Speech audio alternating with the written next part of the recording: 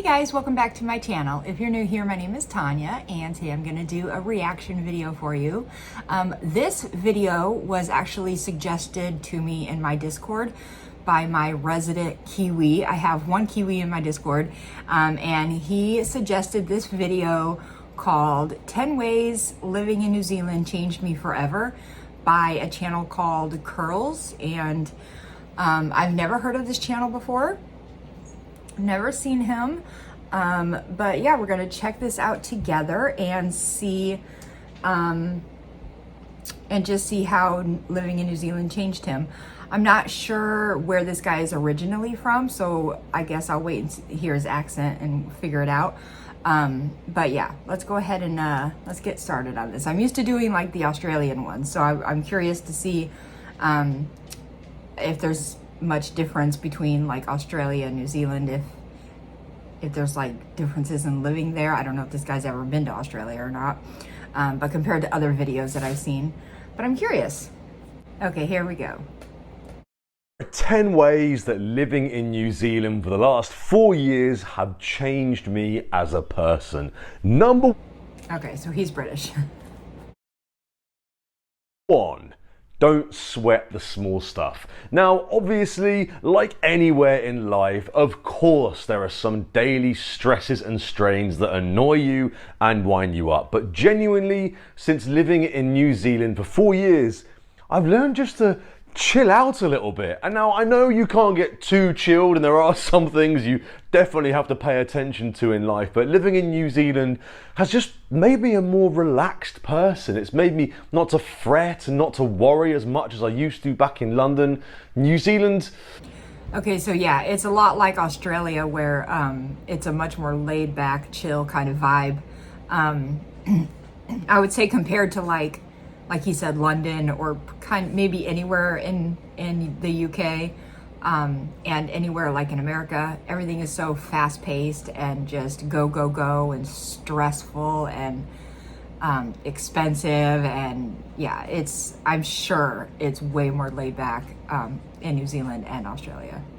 I guess the stereotype of it being relaxed and chilled it's pretty accurate. Number 2, and this is one of my absolute favorites, different food. I have tried some of the craziest, most inventive, most creative and wild different foods you could possibly imagine in New Zealand. Some of my highlights have definitely been kina, which is essentially a sea urchin, which I can't even describe the taste. It's very, very intense, but when you get it fresh, it's absolutely unbelievable. But along with that, there's been some classics like sausage rolls. Yes, I know. I've had sausage rolls back in the UK millions of times, but New Zealand takes sausage rolls to the next level. And don't get me started on pies. New Zealand pies, mind blown. Number 3, language. Now, obviously, But what I want to know is he talking about like a meat pie, or is he talking about like a pie, like a dessert pie? Because if you say pie in America, people are immediately going to think a dessert. But if you say pie in other places, sometimes they just mean like a meat pie. So I'm going to assume that's what he means. Generally, New Zealand is an English-speaking country, but what most of you may or may not know is that te reo Maori, the language of the Maori people, is interspersed in everyday life in New Zealand.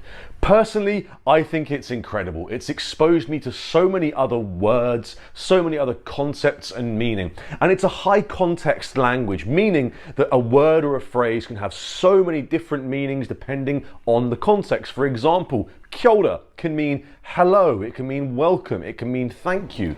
Oh, it's like that in Hawaii too. There's a lot of Hawaiian words that can mean different things depending on context also. But as far as the Maori people, I think I've said this in another video before, but it might have been the Stan Walker one. The indigenous people, I feel like they are just a lot more respected in New Zealand and Australia than they are in America. And I know they have their own issues and things, but I think that, you know, the fact that a lot of people still speak the language and stuff, whereas in America, a lot of the Native American tribes are losing their language or have already lost their language, which is really sad. If you've never been to my channel before, I am part Native American. I'm also part like German and Irish and whatever, but so I've always felt very connected to my Native American ancestry, and it's sad that I don't know as much about it as I feel like I should or I could. And it seems like in New Zealand, they keep that alive a lot more, and I highly respect that. I highly, highly respect that. Or something like kaupapa can mean ideas or work or policy or thoughts. This is what I mean. Language is educational, which is probably the most obvious point anyone's ever made in the history of making points. What's wrong with me? But seriously, language in New Zealand has been incredible. I've loved it. Number 4, this one may sound a little bit obvious because of the reputation that New Zealand has for being so amazing and green, but it really, really has made me appreciate nature. I'm from London, which, yes, does have some beautiful green spaces, but going to New Zealand and just seeing some of the most utterly crazy things, whether it's waterfalls, gorges, glaciers, mountains, glaciers or glaciers? Who knows? Who cares? Oh, I was so confused what he was saying. Glaciers. That's how we say it, glaciers. Yeah, he's right. From what I've seen of New Zealand in videos or pictures or movies or whatever, it's so freaking gorgeous. The nature, I'm a huge nature lover. So I love just, even if it's not even like a big, major, beautiful spot, just being in trees. You know, I love it. In trees or near water or something. So going to New Zealand for me would be, the nature would be like at the top of my list. I'd want to see all the beautiful spots.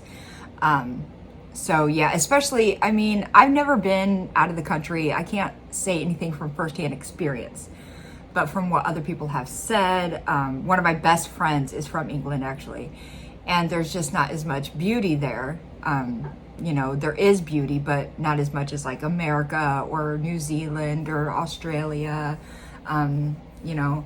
So I can understand how him going from London to New Zealand would be just in awe of the nature. New Zealand has helped me to appreciate nature like never before. Number 5. Sticking with the theme of nature, New Zealand has definitely made me become more environmentally conscious. Don't get me wrong, there's still a lot more work to do and I'm not going out there hugging trees, but little things, just like recycling so much more, not littering anywhere ever. I know that if you're watching this and you're a Kiwi, recycling and not littering is very, very basic, but you would be surprised back in the UK, particularly London, how much litter there actually is. So now... There is in the States too, but I feel like it's gotten like, oh my God, tremendously better. But people will look at you sideways if you litter.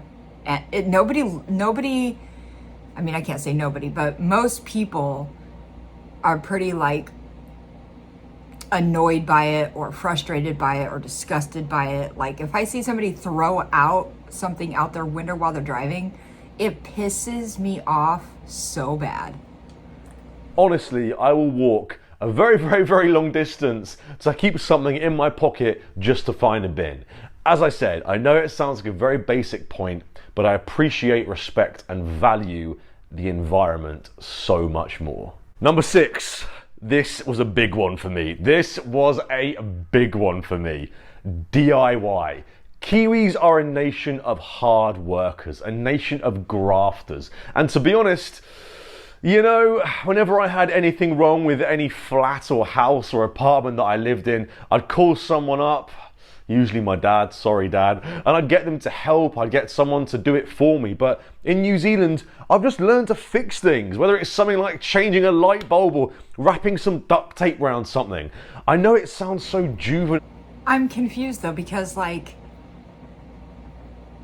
did it really take, I don't mean to bash this guy, I'm not trying to bash him, but did it take moving to another country to do stuff yourself, or was it because you knew that when you were home, you had the opportunity to call your dad or whoever and have somebody fix something for you. Whereas when you're off on your own in another country or another city or whatever, you don't have that easy access. So then you are forced to learn how to do stuff yourself.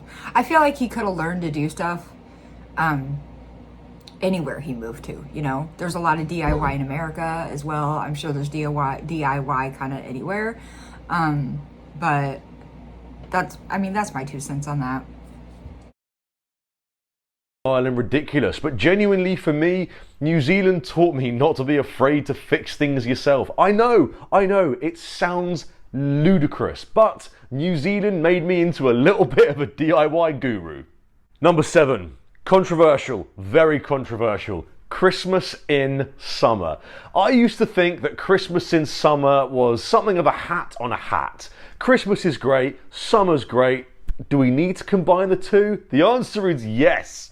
Yes, obviously there is nothing like a magical winter Christmas in London with all the lights and all the nice coziness and the carols, but trust me, until you've seen Santa grilling burgers on a barbecue, jumping off a wharf into the ocean, swimming, messing around on a beach on Christmas Day or Boxing Day, wow, you've not experienced a New Zealand Christmas.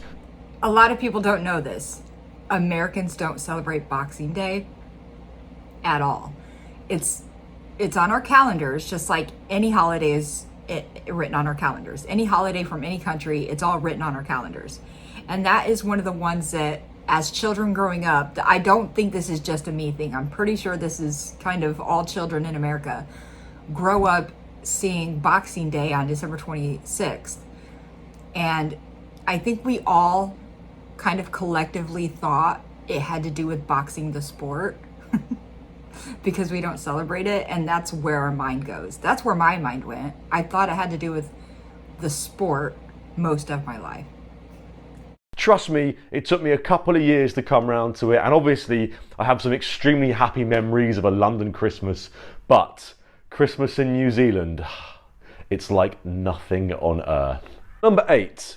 This is a strange one, and to be honest, if you're not from New Zealand, you probably may struggle to understand this, and actually, even if you are from New Zealand, you might also struggle to understand this. I think this is kind of something that you only really experience and become aware of if you are a visitor to New Zealand or if you've never been here before. But New Zealand has an almost incomprehensible sense of community. There are so many different groups, whether it's people who ride motorbikes, whether it's karate, or whether it's just people getting together for no apparent reason. New Zealand has an incredible sense of community. I don't just mean helping your neighbour, which, believe me, helping your neighbour is something of a national sport in this country, but genuinely, the idea of communal living, communal thinking, and just banding together, being there for one another and having, I don't know, just groups, I guess, is an absolute cornerstone of what it means to be a Kiwi. There's a less focus on yourself and more focus on those around you. Yes, this can sometimes go into something called tall poppy syndrome, which I'll cover in a later video, so there are some potential negatives to that, but genuinely, the power of community in New Zealand is like nothing I've ever experienced before. I feel like New Zealand, Australia, and America all have that in common. We are a very community-based place here in America too. I mean, even like in New York City, somewhere where you're going to find rude people and people that are so fast-paced they don't give a crap what you're doing and they're tired of tourists and whatever. There's even communities within those large cities too. So you're going to find community kind of anywhere in America. You can find anywhere to fit in, you know? So that's not different from here. But maybe in London, community is less of a thing. Maybe they're less neighborly or whatever. But like I said in my Australian video similar to this, I still wave hi to my neighbors, wave hi to people as you walk by or pass by or whatever. I hold open the door for anybody and everybody. If I'm at a store and there's somebody behind me, I always hold open the door. These types of things that you see in like middle America, I'm assuming that you probably see a lot more also in places like New Zealand and Australia. But I don't know. I could be wrong, but. Number 9, different cultures, different races. I've said it before, I'll say it again.